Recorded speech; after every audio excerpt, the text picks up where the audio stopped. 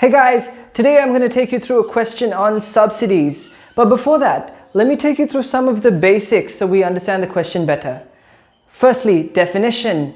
It is a cash grant given by the government to encourage production and reduce prices. It's also important that we look at the diagram.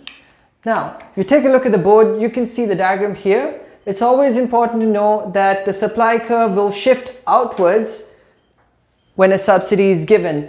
This means that your price will fall and your output will increase. Now, there's more to it, so I've come up with two simple rules that you can use to remember this. Rule number one, to find out the total area of the subsidy, remember, look for the new equilibrium quantity and see where it touches the old supply curve.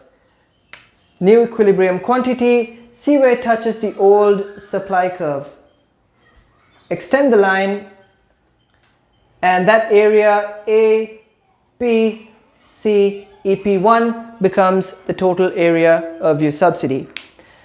Secondly, we need to figure out where the benefit is of the subsidy, the benefit to the producer and the benefit to the consumer. Now, for you to remember the benefit to the consumer, I came up with rule number two. Rule number two, find out where the consumer used to pay and see where they're paying now. That area is your consumer benefit. So consumers used to pay here at EP, now they pay at EP1. This area represents your consumer benefit. And this area on top will represent your producer benefit. Alright, now that we've learned the basics, let's take a look at the question. We're looking at the economic effects of a subsidy. And I'm going to take you through this based on the KAAE structure, which is knowledge, application, analysis, and evaluation. I've made these points as general as possible so you can adapt it to any question or case study that you're given. Let's start with knowledge. Here we're looking at a definition, which is a cash grant given by the government to encourage production and of course reduce prices. As for application, we're looking at taking out any facts from the case study relevant to the subsidy. For example, the amount of the subsidy or the industry it was given to. You can draw your diagram here, but remember to explain it or you will not gain your marks. You can talk about supply shifting outwards, price falling, output increasing, and the total area of the subsidy, which is CAB P1. Analysis. Now here's where you present your forward argument for the subsidy. Point 1. When a subsidy is given, it will reduce the cost of production to producers, which in turn will be passed on to consumers in the form of lower prices. On the same diagram that you've drawn, you can explain the area of consumer benefit and producer benefit. Point number 2.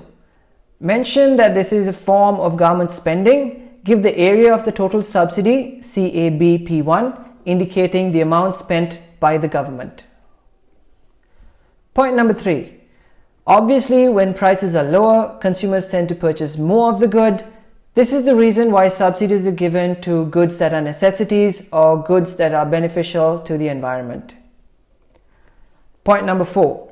Labor has derived demand, which means that the more that is produced, the more labor required for production. This means employment will begin to rise.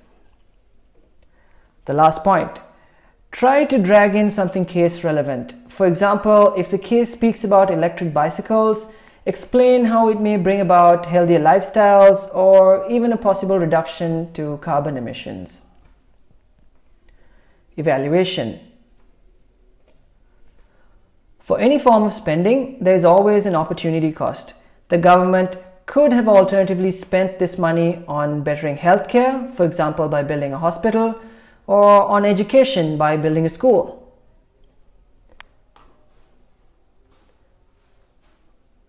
A subsidy also makes producers more inefficient. They now rely on the subsidy to keep their costs low. This means that they have no incentive to look for alternative ways to become efficient and remain competitive. There's an argument that the subsidy is only useful in the short run. This is simply because the government cannot sustain the subsidy and may have to withdraw it someday. Producers will then find it difficult to keep costs low, and as a result, they may leave the market in the long run, creating a shortage. The impact of the subsidy will depend on the amount given by the government. If it is a fairly large subsidy, there will be a large impact, and a small subsidy will mean a smaller impact. There is also difficulty in measuring the right amount to be given. Will the subsidy be too little or too much? How will we know? The last point. When a subsidy is given, it encourages many producers to apply for the subsidy. And as a result, there will be an overproduction in the market.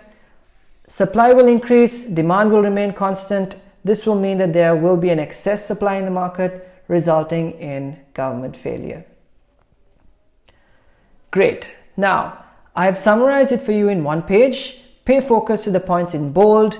Make some short notes. This will help you remember the points in your exam.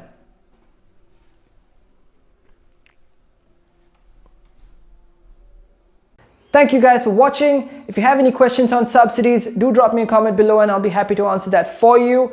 If there's another question that you think I could explain for you, do drop me a comment and I'll do a video on it. Stay tuned for more videos on exam tips. Cheers and have a good day. Thank you for watching. For more videos that will help you pass your exam, follow my YouTube channel, and of course for updates, follow me on Instagram. It should appear right here. Let's make learning fun.